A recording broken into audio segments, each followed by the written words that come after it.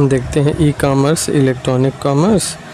ई commerce electronic commerce विशेष रूप से इंटरनेट के माध्यम से वस्तु, ज्वेलरी, इलेक्ट्रॉनिक्स उपकरण, किताबें, खेल सामग्री, खाद्य पेय और अन्य सामानों की खरीदारी और बिक्री के व्यापार को संदर्भित करता है। इसका मुख्य लक्ष्य ऑनलाइन व्यापार के माध्यम से उत्पादों और सेवाओं को बेचने और खरीदने के आसान तरीके उपलब्ध कराता है।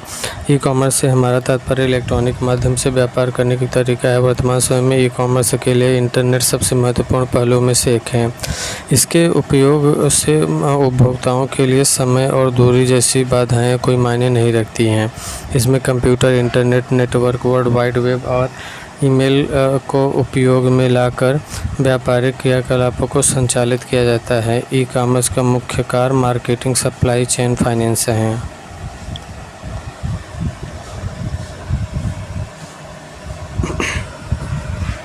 ऑनलाइन शॉपिंग की दुकान। ऑनलाइन शॉपिंग की शुरुआत 1979 में यूनाइटेड किंगडम के उद्यमी माइकल एल्ड्रिच ने की थी। ऑनलाइन शॉपिंग की शुरुआत 1979 में यूनाइटेड किंगडम के उद्यमी माइकल एल्ड्रिच ने किया था। ऑनलाइन शॉपिंग की शुरुआत 1979 में ऑनलाइन शॉपिंग शुरुआत किसने किया था? 1979 में यूनाइटेड किंगडम के उद्यमी माइकल एल्ड्रिच ने किया था। माइकल एल्ड्रिच ने 1979 में ऑनलाइन शॉपिंग की शुरुआत किया। 1960 के दशक में इलेक्ट्रॉनिक डाटा इंटरचेंज के विकास में इलेक्ट्रॉनिक कॉमर्स का मार्ग प्रशस्त किया। 1960 के दशक में इलेक्ट्रॉनिक इंटरचेंज के विकास में इलेक्ट्रॉनिक कॉमर्स का मार्ग प्रशस्त किया। 1960 के दशक में इलेक्ट्रॉनिक डाटा इंटरचेंज के विकास में इलेक्ट्रॉनिक कॉमर्स का मार्ग प्रशस्त किया।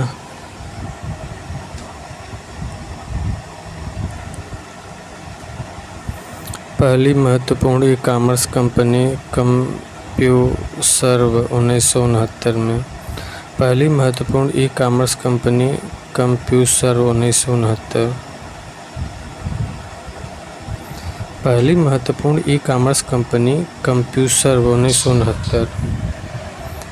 पहली महत्वपूर्ण ई कॉमर्स कंपनी कौन सी है? कंप्यूसर्व 1969 ना, ये पहली महत्वपूर्ण ई कॉमर्स कंपनी है। पहली महत्वपूर्ण ई कॉमर्स कंपनी कौन सी है? कंप्यूसर्व 1969। पहली महत्वपूर्ण ई कॉमर्स कंपनी का नाम कंप्यूसर्व 1969, बहुत इम्पोर्टेंट है ये।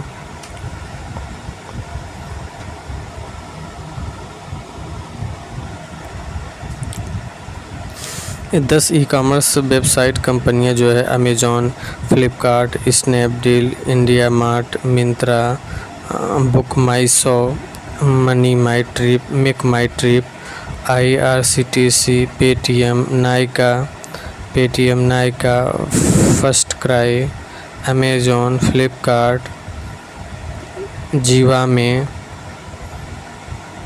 जीवामे.com, ये सब है। इंडिया मार्ट, जीवामे, ये सब है। अमेजॉन जो है अमेजॉन एंड ईबे 1994 में बनाया गया। अमेजॉन, ईबे 1994 बनाया गया। पेपाल 1958 बनाया गया। पेपाल।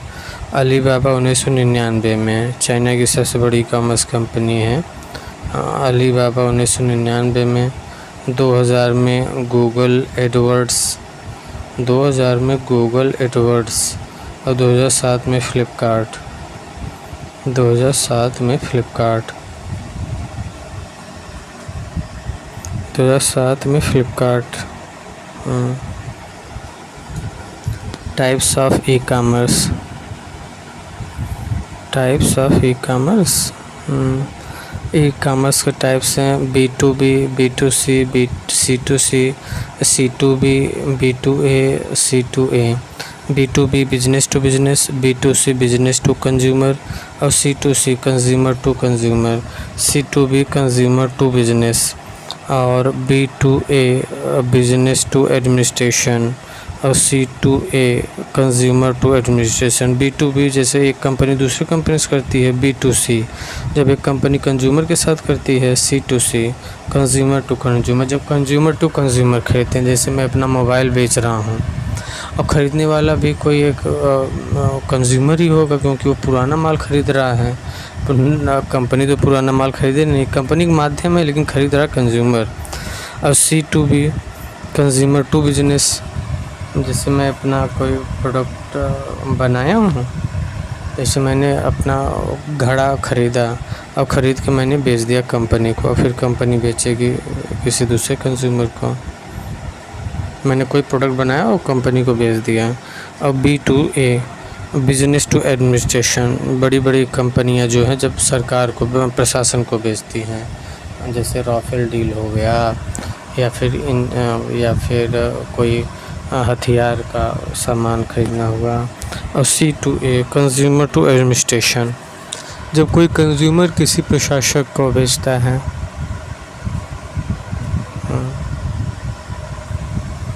ये सब देख लेते हैं।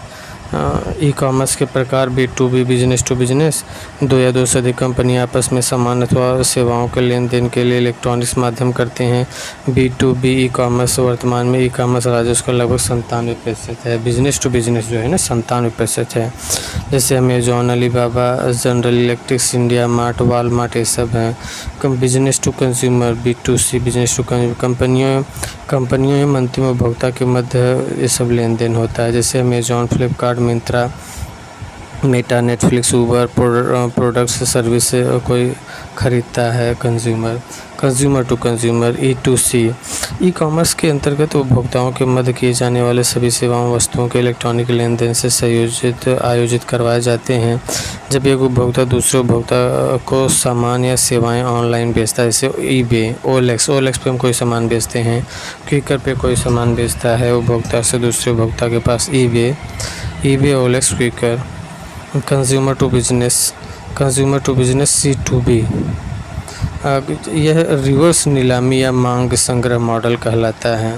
कंज्यूमर जब किसी बिजनेसमैन को बेचता है, जैसे क्रोडसोर्सिंग बेस्ड प्रोजेक्ट हो गया, लोगो डिज़ाइनिंग हो गई, और सोशल मीडिया हो गया, रिव्यूज़ हो गए, ब्लॉग्स हो गए, फ्रीलांस हो गए, वेबसाइट हो गए, पोल्स हो गए, सर्वे हो गए। जैसे एक कंज्यूमर है, हम लोग कोई सर्वे किए हैं और किसी कंपनी को भेज दिए हैं। हमने वेबसाइट कोई सर्च किया, वेबसाइट से जो चीज़ें मिली वो कंपनी यूज़ कर रही है। और ब्लॉग्स हमने कोई बनाया और कंपनी हमसे ख़रीद ली ब्लॉग्स। कोई रिव्यू हमने किया, कंपनी उससे बेच रही है। सोशल मीडिया, लोगो डिज़ाइनिंग, हमने कोई लोगो बनाया, अब कंपनी उसे ख़रीद लिया। बिजनेस टू एडमिनिस्ट्रेशन, सभी प्रकार के ऑनलाइन लेन देन जो कंपनियों एवं सार्वजनिक प्रशासन के मध्य होते हैं, जैसे टेंडर्स हो गया, कोई बीडिंग हो गई, मशीनरी, सेल्फ टू गवर्नमेंट हो गया, बुल्स हेलीकॉप्टर हो गया, फाइटर जेट्स हो गए, missile defence system, surveillance aircraft हो गया, construction of building, highway, ammunition manufacturer. Consumer to administration, consumer to government.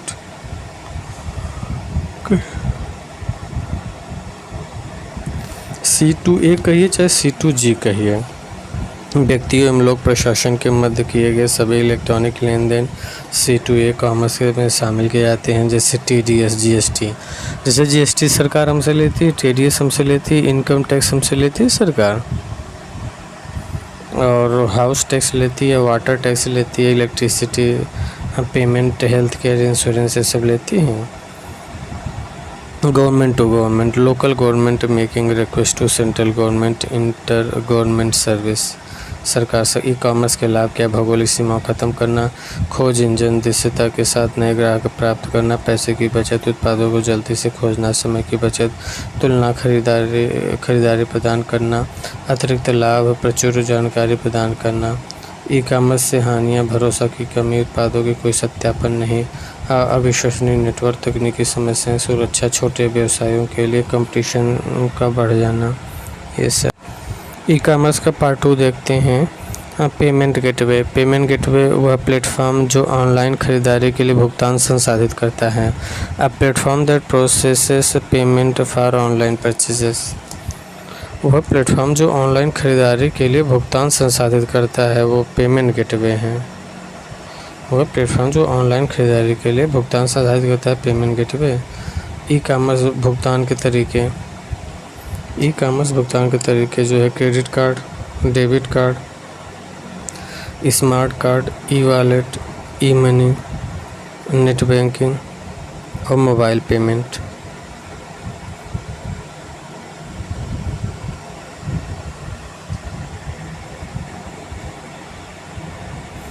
India's e commerce policy Bharat की ई कॉमर्स नीति 1 फरवरी 2019 को आई। भारत की ई कॉमर्स नीति 1 फरवरी 2019 को आई। इसमें कंपनियों के लिए नीति निर्देशों का सेट बनाया गया है।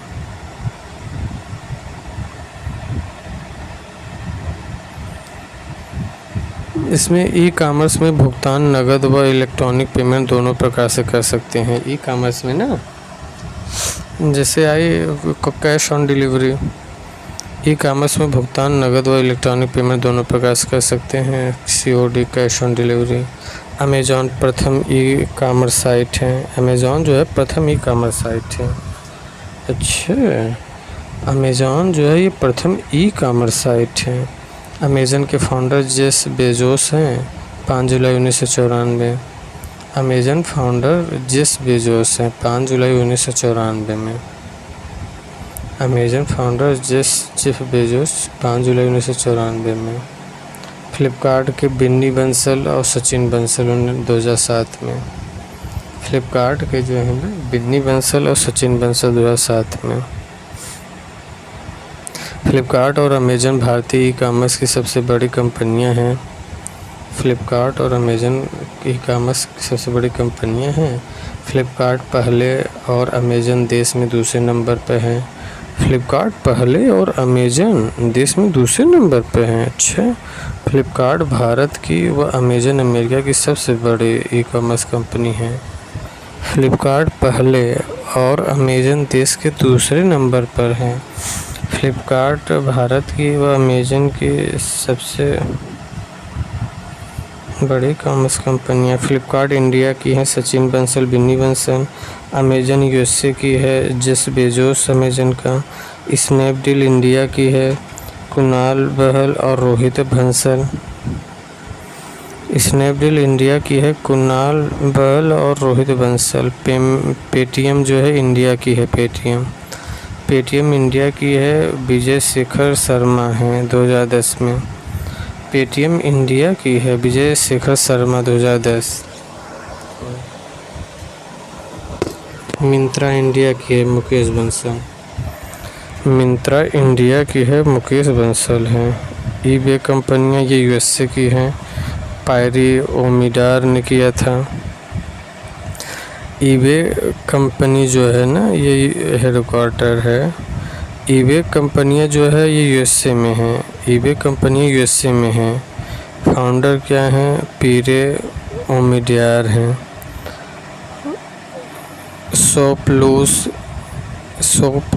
शॉपक्लूज़ है ये इंडिया की है। राधिका एंड संदीप अग्रवाल का है। शॉपक्लूज़ जो है ना इंडिया की है। राधिका और इस संदीप अग्रवाल का है। मेक माई ट्रिप जो है इंडिया की है। ये दीप कालरा इसके हैं फाउंडर।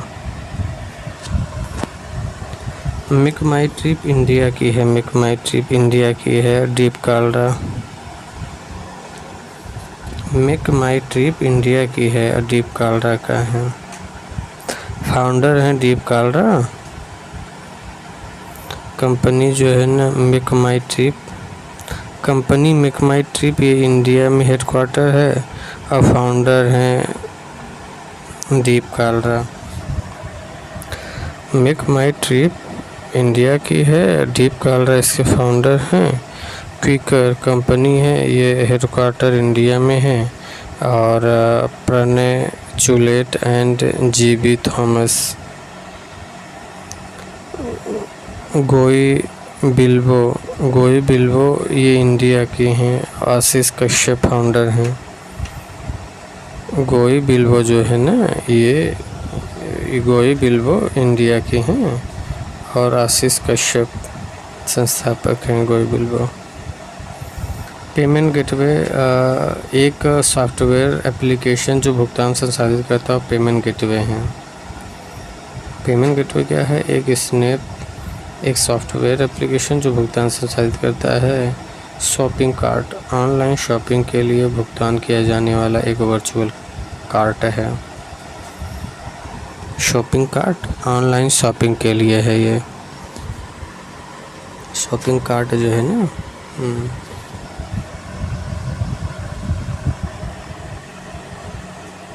ऑनलाइन शॉपिंग के लिए है। ये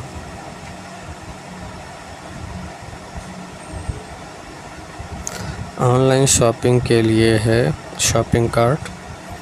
ये ऑनलाइन शॉपिंग के लिए उपयोग किया जाने वाला वर्चुअल कार्ट है। और चार्ज बैक ये खरीदार द्वारा अपने बैग के साथ शुरू किया गया विवाद। चार्ज बैक जो है खरीदार अपने बैंक के साथ शुरू किया गया विवाद। ये शॉपिंग कार्ट तो ऑनलाइन शॉपिंग के लिए उपयोग किए जाने वाला एक वर्चुअल कार्ट है।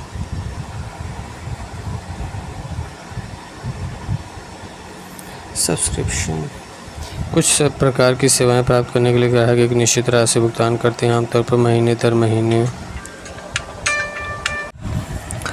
SCM क्या है? SCM है SCM सप्लाई चेन मैनेजमेंट। अनिवार्य रूप से SCM मतलब सप्लाई चेन मैनेजमेंट। SCM मतलब सप्लाई चेन मैनेजमेंट अनिवार्य रूप से एक व्यावसायिक प्रक्रिया है जो उत्पादों को विकसित करने और वितरित करने के लिए निर्माताओं, खुदरा विक्रेताओं, ग्राहकों और आपूर्तिकर्ताओं को एक श्रृंखला के रूप में जोड़ती हैं। डिस्ट्रीब्यूटर्स SCM की पार्टी का हिस्सा नहीं हैं। डिस्ट्रीब्यूटर्स SCM की पार्टी का हिस्सा नहीं हैं। CEO साइट की दृश्यता बढ़ाने और रैंकिंग हासिल करने के लिए वेबसाइट को बढ़ाने की प्रक्रिया है। SEO search engine optimisation. Search engine optimisation site की दृश्यता बढ़ाने और रैंकिंग हासिल करने के लिए वेबसाइटों को बढ़ाने की प्रक्रिया है। SEO साइट की दृश्यता बढ़ाने और रैंकिंग हासिल करने के लिए वेबसाइटों को बढ़ाने की एक प्रक्रिया है। SEO क्या है? Search engine optimisation. Search engine optimisation site की दृश्यता बढ़ाने और रैंकिंग हासिल करने के लिए वेबसाइटों को बढ़ाने की एक प्रक्रिया है। सर्च इंजन ऑप्टिमाइजेशन जो है ना, साइट की दृश्यता बढ़ाने और रैंकिंग हासिल करने के लिए वेबसाइटों को बढ़ाने की प्रक्रिया है। साइबर मंडे जो है ना, ऐतिहासिक रूप से इस दिन वर्ष के किसी भी अन्य दिन की तुलना में अधिक सौदे और छूट देती है। साइबर मंडे अधिक छूट वाला दिन साइबर मंडे। एफिलिएट मार्केटिंग यह एक 3 पक्षीय विपणन प्रक्रिया है जब एक प्रकाशक और एक विज्ञापनदाता उपभोक्ता के लिए विपणन करने के लिए एकजुट होते हैं। एफिलिएट मार्केटिंग यह एक 3 पक्षीय विपणन प्रक्रिया है जब एक प्रकाशक और एक विज्ञापनदाता उपभोक्ता के लिए विपणन करने के लिए एकजुट होते हैं। ERP enterprise resource planning. ERP enterprise resource planning सभी व्यावसायिक आवश्यकताओं का समाधान ERP है। यह एक प्रकार का मैनेजमेंट सॉफ्टवेयर है जो कि बिजनेस प्रोसेस को ऑटोमेट कर देता है। इसके द्वारा बिजनेस के जितने भी डिपार्टमेंट हैं उनको एक साथ मैनेज किया जा सकता है। ERP enterprise resource planning. ERP जो है ना, इंटरप्राइज रिसोर्स प्लानिंग है। ERP enterprise resource planning ERP सभी व्यावसायिक आवश्यकताओं का समाधान ERP है। सभी व्यावसायिक आवश्यकताओं का समाधान ERP है। सभी व्यावसायिक आवश्यकताओं का समाधान ERP है। यह एक प्रकार का मैनेजमेंट सॉफ्टवेयर है ERP जो कि बिजनेस प्रोसेस को ऑटोमेट कर देता है। इसके द्वारा बिजनेस के जितने भी डिपार्टमेंट हैं उनको एक साथ मैनेज किया जा सकता है। सर्वप्रथम इंटरप्राइज रिसोर्स प्लानिंग सिस्टम 1972 में विकसित हुआ था, जिसका नाम SAP था, SAP SAP था। SAP जो है सिस्टम एप्लीकेशन प्रोडक्ट है। Founder of ERP Gartner group है।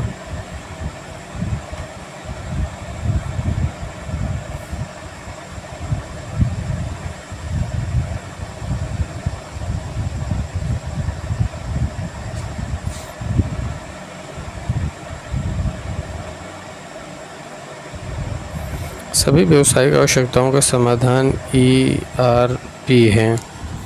यह एक प्रकार का मैनेजमेंट सॉफ्टवेयर है जो कि बिजनेस प्रोसेस को ऑटोमेट कर देता है। इसके द्वारा बिजनेस के जितने भी डिपार्टमेंट हैं उनको एक साथ मैनेज किया जाता है। सर्वप्रथम इंटरप्राइज सोर्स प्लानिंग सिस्टम 1972 में विकसित हुआ, जिसका नाम SAP था। SAP system planning and product founder of ERP Gartner group है। E commerce related full form है। ई कामर्स इलेक्ट्रॉनिक कामर्स है। COD cash on delivery. CPC cost per click. CTR click through rate. CPM click per 1000 impression. CPV click per view. NEFT national electronic fund transfer NEFT national electronic fund transfer NEFT है। NEFT NEFT national electronic fund transfer NEFT. IMPS immediate payment service.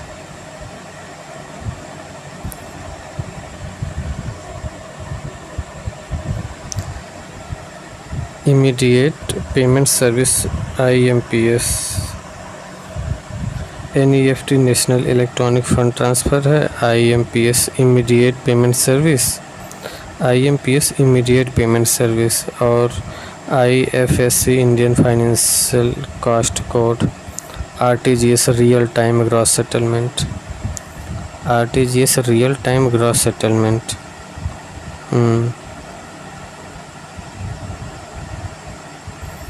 Internet banking को net banking या online banking या electronic banking के नाम से भी जाना जाता है। यह एक प्रणाली है जो व्यक्तियों को इंटरनेट के माध्यम से घर पर बैंकिंग गतिविधियां करने की अनुमति देती है। इंटरनेट बैंकिंग को नेट बैंकिंग या ऑनलाइन बैंकिंग या इलेक्ट्रॉनिक बैंकिंग के नाम से भी जाना जाता है।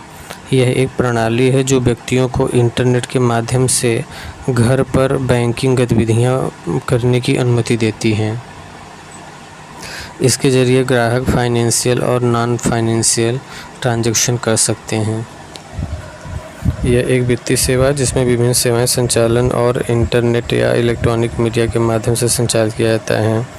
इसके माध्यम से ग्राहक बैंकिंग कार्यों को विभिन्न इलेक्ट्रॉनिक माध्यमों का उपयोग करके कर सकते हैं, जैसे कि internet, mobile phone, ATM, EMI, e-banking, Pep's आदि। इलेक्ट्रॉनिक इंटरैक्टिव संचार चैनलों के माध्यम से ग्राहकों को सीधे नए पारंपरिक बैंकिंग उत्पादों सेवाओं की स्वचालित डिलीवरी। कुछ ऑनलाइन बैंक पारंपरिक बैंक है जो ऑनलाइन बैंकिंग भी प्रदान करते हैं, जबकि अन्य केवल ऑनलाइन हैं और उनकी कोई भौतिक उपस्थिति नहीं है।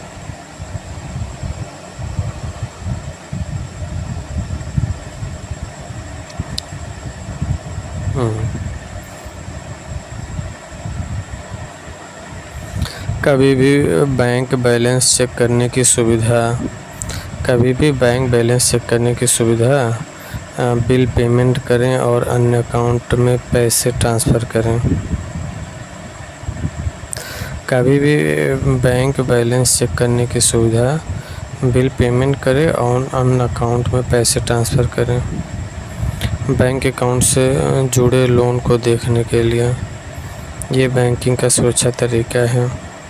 यूनिक ID और पासवर्ड सुरक्षित है। कस्टमर चेकबुक के लिए आवेदन कर सकते हैं। सामान बीमा खरीद सकते हैं। बैंक अकाउंट से जुड़े इन्वेस्टमेंट को देख सकते हैं। ऑटोमेटिक पेमेंट और स्टैंडिंग ऑर्डर को सेट या कैंसिल कर सकते हैं।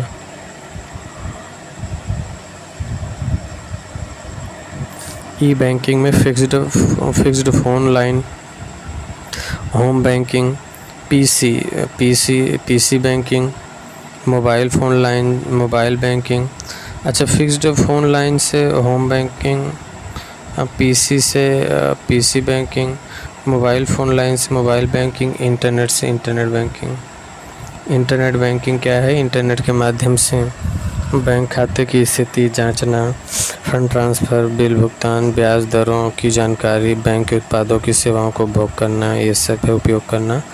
मोबाइल बैंकिंग है स्मार्टफोन के माध्यम से बैंकिंग सेवाओं का उपयोग करना, जैसे कि बैंक खाते की स्थिति देखना, फंड ट्रांसफ़र करना, बिल भुगतान करना आदि हैं।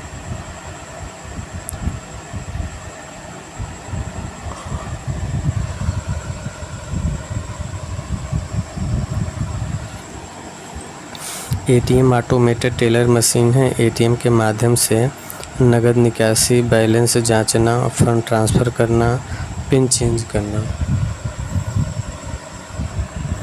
पेटीएम के माध्यम से नगद निकासी, बैलेंस जांचना, फंड ट्रांसफ़र करना, पिन चेंज करना। ईएमआई इलेक्ट्रॉनिक मनी ट्रांसफ़र, इसमें ई वॉलेट और यूपीआई जैसे डिजिटल पेमेंट सेवाओं का उपयोग होता है। ईएमआई इलेक्ट्रॉनिक मनी ट्रांसफ़र, इसमें ई वॉलेट और यूपीआई जैसे डिजिटल पेमेंट सेवाओं का उपयोग होता है। ई बैंकिंग विशेष एप्लीकेशन के माध्यम से बैंकिंग सेवाओं का उपयोग करना, जो ग्राहकों को सुविधा सुरक्षा प्रदान करते हैं।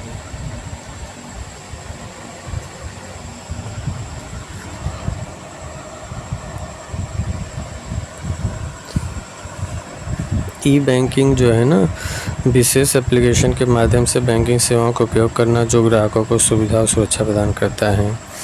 यह सुविधा बैंकिंग प्रक्रियाओं को सुरक्षित और आसान बनाती है और लोगों को बैंकिंग सेवाओं का उपयोग करने के लिए समय और श्रम की बचत करती हैं। Point of sale transfer terminal, point of sale transfer terminal इस सर्विस के तहत कस्टमर्स डेबिट क्रेडिट कार्ड के जरिए की गई खरीदारी को तुरंत भुगतान कर सकते हैं।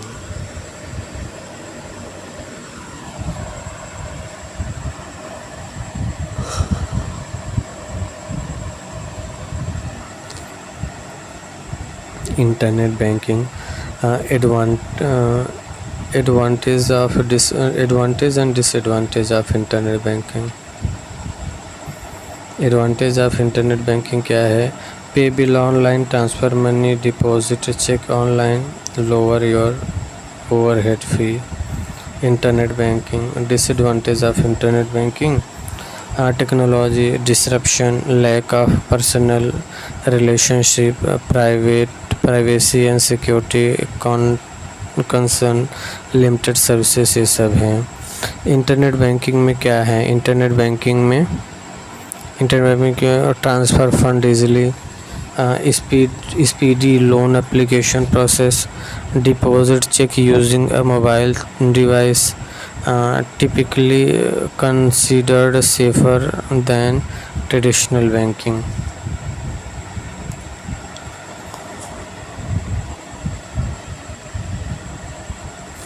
Open checking, saving and other account online. Open checking, saving and other account online. Transfer money electronically instead of writing checks. Transfer money electronically instead of writing checks.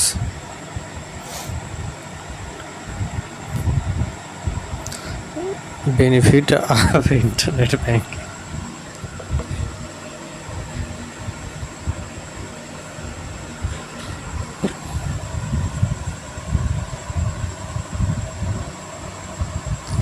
Benefit of internet banking. Internet banking के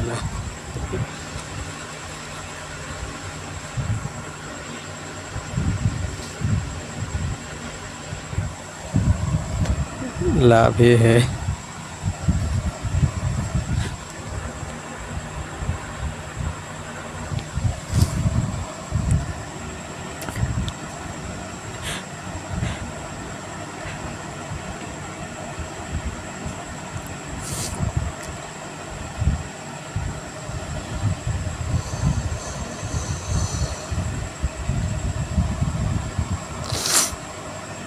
internet banking के जरिए 3 तरह से पैसे transfer कर सकते हैं। NEFT, national electronic fund transfer.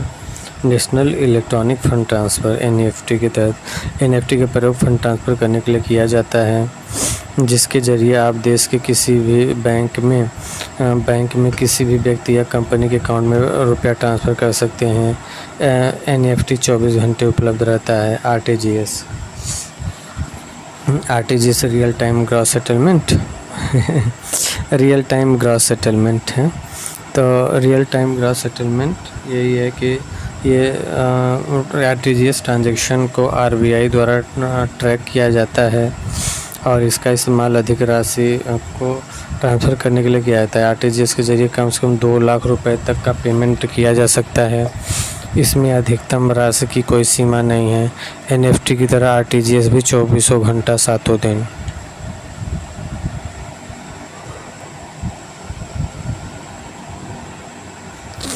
IMPS, immediate payment service. Immediate payment service IMPS का इस्तेमाल मोबाइल, इंटरनेट और ATM के ज़रिए पैसे ट्रांसफ़र करने के लिए किया जाता है, जो सुरक्षित होने के साथ ही किफ़ायती भी है। IMPS के ज़रिए पैसे ट्रांसफ़र करना अन्य फंड ट्रांसफ़र माध्यम जैसे NEFT, RTGS, IMPS की तुलना में काफ़ी सस्ता है।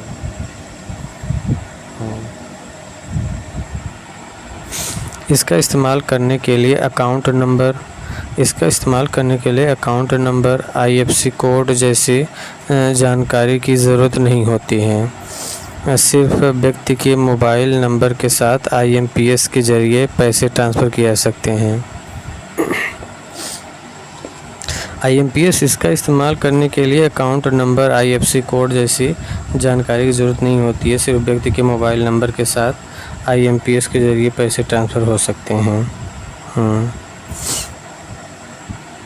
IMPS ज़रिए पैसे ट्रांसफ़र करना अन्य फंड ट्रांसफ़र माध्यमों जैसे NEFT, RTGS, IMPS की तुलना में काफ़ी सस्ता होता है। IMPS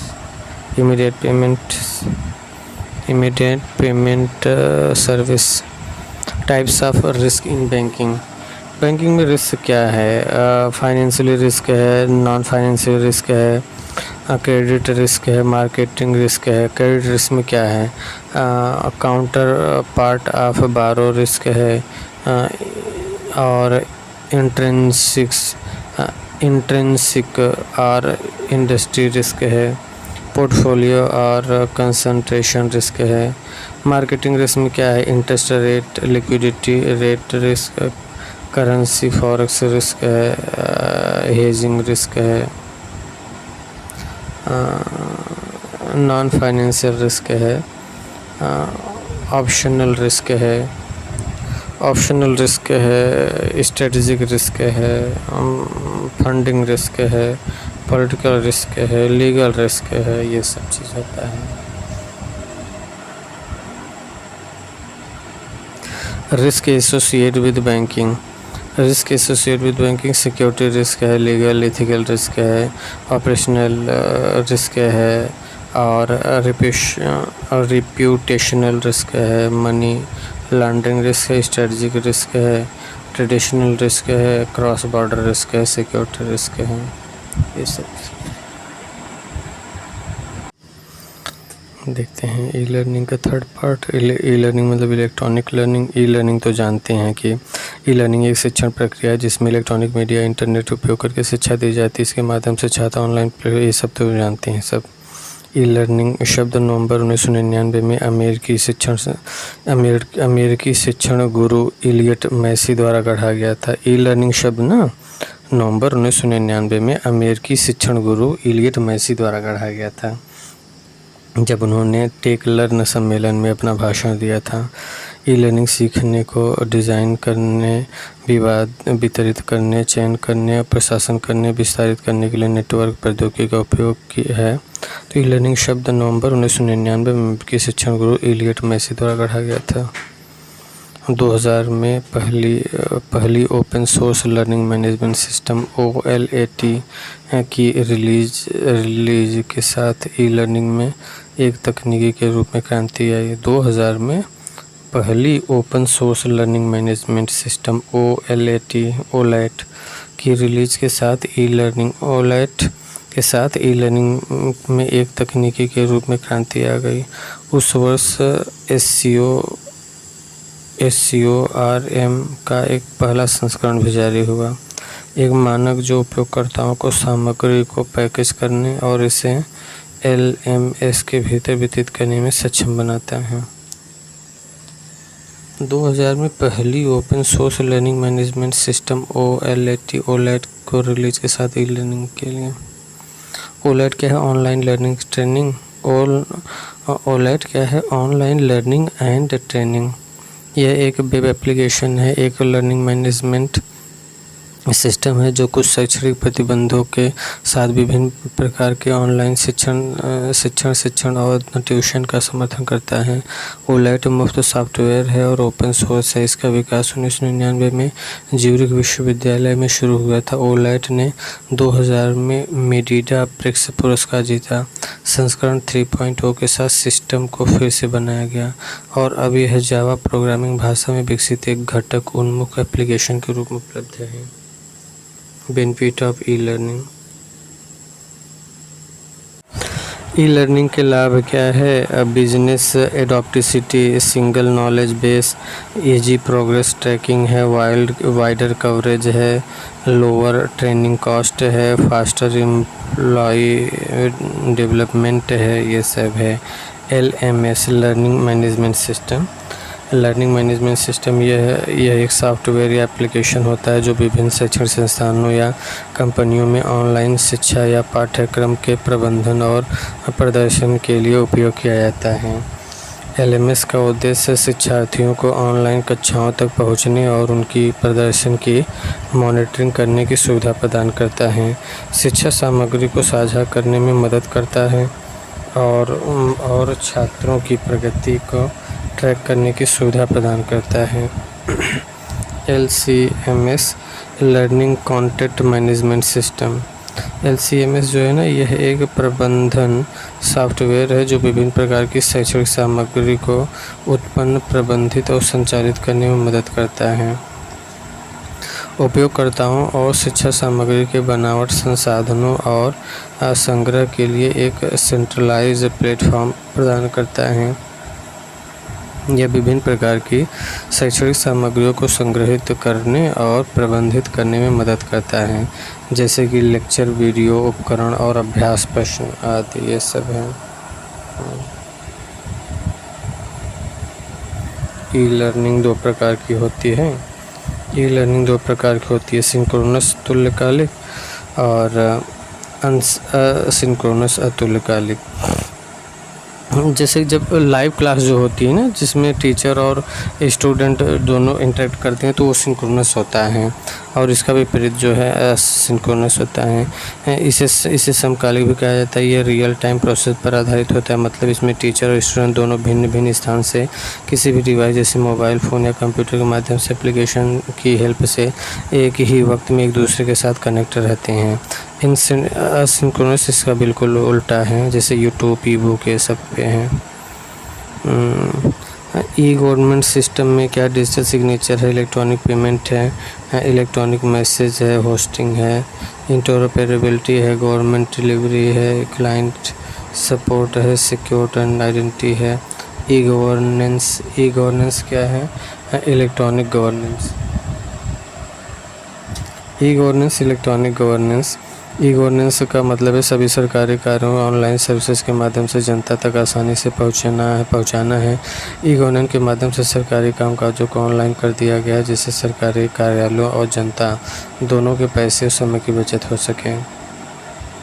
ई गवर्नेंस के अंतर्गत आने वाले कार्य जो हैं, आप ऑनलाइन बैंकिंग के जरिए सभी बैंकिंग सेवाओं का लाभ उठा सकते हैं। ऑनलाइन GST बिल, बिजली, पानी, टेलीफोन, मोबाइल, DTH इत्यादि के बिल ऑनलाइन भरे जा सकते हैं। PAN card, Aadhaar card, ration card, passport, जाति प्रमाण पत्र, ये सब। ITR file, hotel room booking, train, bus, flight, online ticket booking. Types of e governance. Types of e governance क्या है?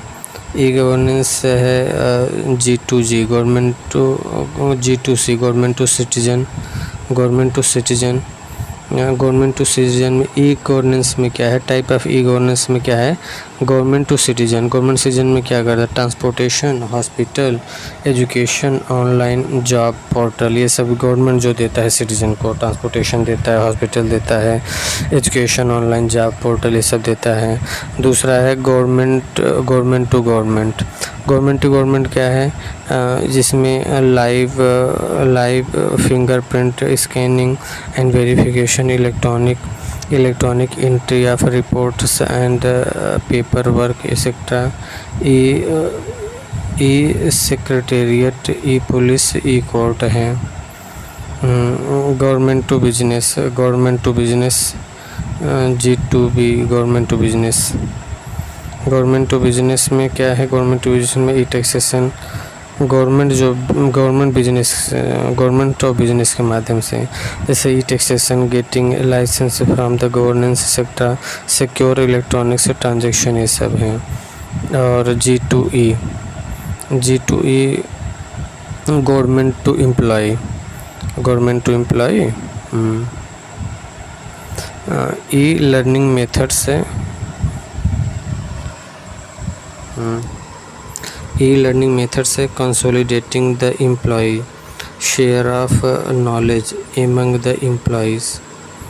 E learning methods consolidating the employ share of knowledge among the employment. G2E जो है ना, government to employ, ये government to employ क्या है? E learning method consolidating the employ share of knowledge among the employ.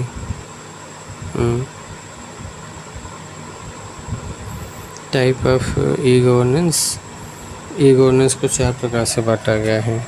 G2G government to citizen, G2C और G2B government to business, G2E government to employees.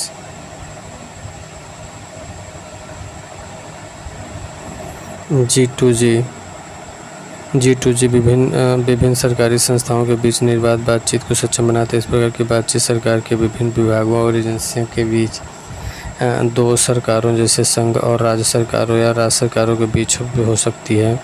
प्राथमिक उद्देश्य दक्षता, प्रदर्शन और output बढ़ाना है। और लिंक के लिए लेख में सरकार से सरकार की पहल के बारे में पढ़ें। G2C गवर्नमेंट टू सिटीजन्स, सरकार और नागरिकों के बीच बातचीत। G2C गवर्नमेंट टू सिटीजन है, सरकार और नागरिकों की बातचीत। यह नागरिकों को सार्वजनिक सेवाओं की एक बड़ी श्रृंखला के कुशल वितरण के लाभ उठाने में सक्षम बनाता है। सरकारी सेवाओं की पहुंच और उपलब्धता का विस्तार होता है और सेवाओं की गुणवत्ता में भी सुधार होता है। प्राथमिक उद्देश्य सरकार को नागरिक अनुकूल बनाता है। G2B government to business,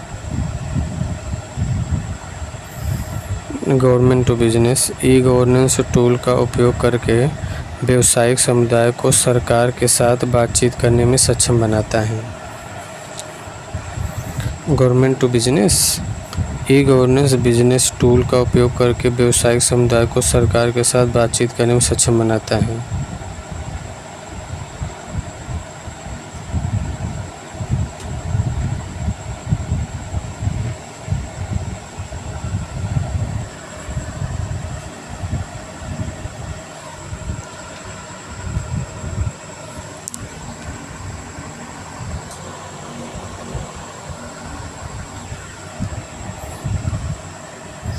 government to business, e governance tool का उपयोग करके व्यावसायिक समुदाय को सरकार के साथ बातचीत करने में सक्षम बनाता है। ई गवर्नेंस टूल का उपयोग करके व्यावसायिक समुदाय को सरकार के साथ बातचीत करने में सक्षम बनाता है। Government to business, e governance tool उपयोग करके व्यावसायिक समुदाय को सरकार के साथ बातचीत करने में सक्षम बनाता है। ई गवर्नेंस टूल का उपयोग करके व्यावसायिक समुदाय को सरकार के साथ बातचीत करने में सक्षम बनाता है। इसका उद्देश्य लाल फीताशाही में कटौती करना, इससे सरकार की बचत होगी और ये सब जानते हैं। G2E गवर्नमेंट टू एम्प्लॉय, इस प्रकार की बातचीत करके सरकार उसके कर्मचारियों के बीच बातचीत होती है। इस प्रकार की बातचीत सरकार और उसके कर्मचारियों के बीच होती है। जैसे ICT उपकरण इन इंटरेक्शन को तेज़ और कुशल बनाने में मदद करते हैं और इस प्रकार कर्मचारियों की संतुष्टि के स्तर को बढ़ाते हैं। ई-गवर्नेंस पहल 1998 में सूचना प्रौद्योगिकी और सॉफ्टवेयर विकास पर एक राष्ट्रीय कार्य बल की स्थापना 1998 में किया गया। 1998 में सूचना प्रौद्योगिकी सॉफ्टवेयर विकास पर एक राष्ट्रीय कार्य बल की स्थापना 1998 किया गया।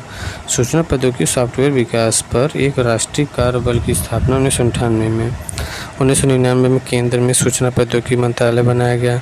सूचना प्रौद्योगिकी अधिनियम 2000 अधिनियमित किया गया। इस अधिनियम में 2008 में संशोधन किए गए।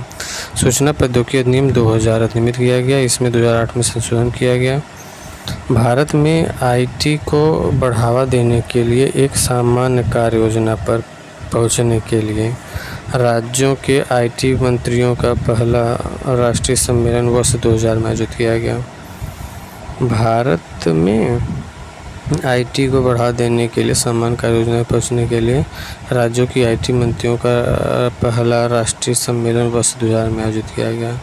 सरकार ने NISG national institute for smart government की स्थापना की। राष्ट्रीय ई-गवर्नेंस योजना NEGP लॉन्च की गई। इसमें 31 मिशन मोड प्रोजेक्ट और 8 सहायक घटक शामिल हैं। राष्ट्रीय ई-गवर्नेंस योजना लॉन्च किया गया, इसमें 31 मिशन मोड प्रोजेक्ट और 8 सहायक घटक हैं। सूचना प्रौद्योगिकी पर राष्ट्रीय नीति NPIT 2012 में स्थापित किया गया। NEGP नेशनल ई-गवर्नेंस प्लान है।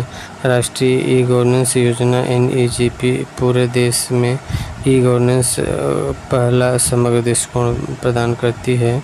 भारत में ई-गवर्नेंस के चरण कंप्यूटराइजेशन, कंप्यूटरीकरण, नेटवर्किंग, ऑनलाइन उपस्थिति, ऑनलाइन अंतरक्रियाशीलता, ये ई-गवर्नेंस के चरण हैं। तो ई-गवर्नेंस के लाभ हैं। ई-गवर्नेंस के चरण क्या हैं? कंप्यूटरीकरण करना, फिर नेटवर्किंग, फिर ऑनलाइन का उपस्थिति, फिर ऑनलाइन अंतरक्रियाशीलता। तो इन और ई-गवर्नेंस के लाभ क्या है? नागरिकों के लिए सूचनाओं की सेवाओं की बेहतर पहुँच, बस यह सरकार की सरलता, दक्षता, पारदर्शिता, जवाबदेही को लाता है। ई-गवर्नेंस शासन में सुधार, सूचना प्रौद्योगिकी संसाधन में सक्षम है। ई शासन से कम समय में काम हो जाता है क्योंकि उसमें कार्य मशीन द्वारा होता है। इसके अलावा काम कहीं से कभी भी कराया जा सकता है और ई शासन के कार्य या सेवा की दक्षता बढ़ जाती है। ई शासन से कार्य सेवा की दक्षता बढ़ जाती है। ई शासन से सेवा की गुणवत्ता में सुधार होता है। उदाहरण के लिए सब्सिडी का सीधे हितग्राही के बैंक खाते में जाने से यह सुनिश्चित होता है कि किसको लाभ मिल रहा है। ई शासन से भ्रष्टाचार कम होता है, खुलापन आता है, सरकार में विश्वास बढ़ता है, बिचौलिए या दलाल के बीच में नहीं आते हैं। ई शासन से सुधार, रिफॉर्म को बढ़ावा मिलता है। ई शासन से सुधार, रिफॉर्म को बढ़ावा मिलता है। ई शासन से पारदर्शिता बढ़ जाती है, सारी सूचना सामने होती है। उदाहरण के लिए टिकट बुक करने वाला लिपिक बर्थ उपलब्ध रहते हैं, यह नहीं कह सकते कि बर्थ उपलब्ध नहीं है। स्कूल कॉलेज में ऑनलाइन प्रवेश हो तो सभी विद्यार्थियों को हर समय पता रहता है कि उन्हें किस जगह प्रवेश किया जा सकता है। इस शासन के कार्य की लागत में कमी आती है। सरकारों का अधिकांश खर्चा कागजी स्टैंडर्ड पर होता है। इसके अलावा सामान्य जनता को अपने घर से किसी सरकारी कार्यालयों में आने जाने में बहुत सा समय और पैसा खर्च होता है। इस शासन में सारे आंकड़े सदा उपलब्ध होते हैं, अतः कभी भी उन आंकड़ों का विश्लेषण किया जा सकता है और उसके आधार पर सही निर्णय लिया जा सकता है, सही नीतियाँ बनाई जा सकती हैं। इस शासन से नए व्यवसाय और नए अवसर का सृजन होता है। इस शासन के द्वारा एक सर्वनिष्ठ कॉमन डेटाबेस बन जाता है जिसका उपयोग विविध उद्देश्यों के लिए किया जाता है। सरकारी कर्मचारियों ने कुल कितना काम किया इसका पता सीधे चल जाता है। इससे कर्मचारियों को कार्य विवरण अधिक अच्छे ढंग से किया जा सकता है ताकि कोई कर्मचारी बहुत कम काम न करे और कोई बहुत अधिक काम न करे। Online citizen service portal, income caste residence sector certificate, online Aadhaar card, online ration card, online pan card, online passport, online voter card, कैसे ऑनलाइन वेरिफिकेशन बर्थ सर्टिफिकेशन ये सब जानते हैं। ऑनलाइन खतौनी code, train ticket booking, daily market code, online NREGA application, income tax return, voter list, speed post status check, NCERT book, online complaint, online appointment और online digital locker, Android app, government service, online FIR ये सब हैं। Okay, thank you for this. Today I finished this topic.